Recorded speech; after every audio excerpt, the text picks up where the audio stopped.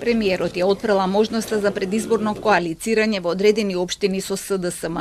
По изјавата на опозицијскиот лидер во синокешното телевизиско интервју дека е отворен за сите коалициски комбинатори што ќе донесат бенефит за граѓаните, Мицкоски вели дека Филипче е веќе во коалиција, но со други партии. Тој е можеби еден од ретките политичари кои што на отворена сцена покажува разбирање за политиките на Демократската унија за интеграција.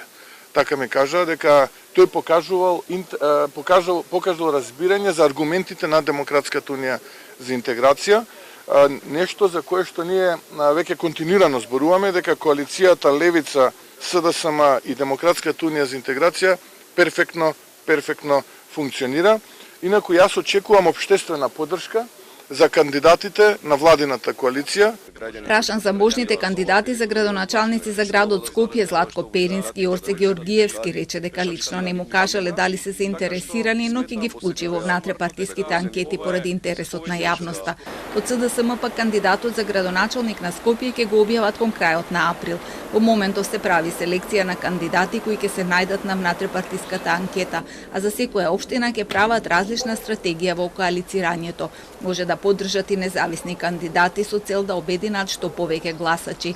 Филипче тврди дека немале понуда од ДУИ за соработка, но таа коалиција во изминатите години им донела намален број на гласови и оттаму тоа е научена лекција. Интегративците пак веќе најавуваат можен бојкот на локалните избори, што според вице-премиерот Меджите ќе им донесе штета само ним. И да бојкотираат, значи само на себе си прават штета, не можат ништо друго. Значи ако прво бојкотот значи во Европска унија и во кај нашите стратешки партнери нема да го поздравуваат тоа. Второ, нема никаква причина значи зошто да бојкотираат. Ако тие цело време се бараат легитимитет, токму се избориве кај што треба да се мериме.